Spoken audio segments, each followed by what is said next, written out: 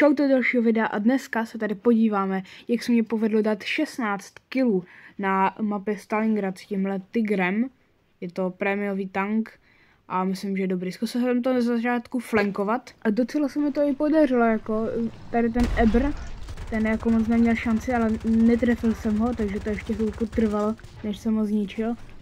Jsem ho tady musel obíhat, on mě jel někam do Prčic. Jsem mu totiž zničil kolo, myslím, že jedno, ale nakonec vyjel, nevím proč, a zničil jsem ho. Potom jsem jel dál a když jsem jako jel dál, tak jsem tady tohle z toho sundal, prostě mě vyjel a ukázal svoji největší slabinu, ten bok. Nakonec jsem nemohl najít dlouhou tanky, ale teď jsem tady sundal tohle. Ale byl tam, myslím, že ještě jeden. Ano, byl. To jsem zničil úplně, ten mě přímo vlezl do rány.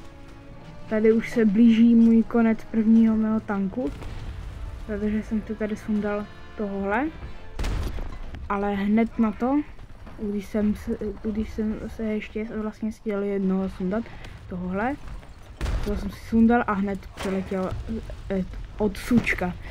Mně přiletěl granátek. Potom jsem se vzal tenhle tank, který je asi můj nejméně oblíbený v tohle četě, ale zničil jsem s ním Tigra. Potom když jsem jel tady, tak jsem zničil tenhle tank. To je jeden z mých nejméně oblíbených, když je mám ničit, protože prostě tam je strašně moc členů posádky a než všechny oddělám, tak on do mě vystřelí tolikrát, že mě prostě zničí.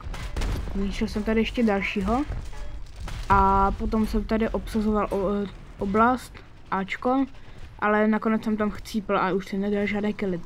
Jsem si vzal poslední tank, zničil jsem tady dva tanky hned ze začátku, ani jsem nemusel moc vyjíždět, bylo úplně bez problémů. Potom mě tady ještě vyjel Sherman, dal jsem do munice a ten. Když jsem jel dál, tak mě tohle slučko mě zničilo předtím, naštěstí jsem potom věděl, kam do něj přímo střílet, tak jsem ho krásně sundal. A poslední kill bylo tohle T-34, kterou jsem dal vyřazení osádky.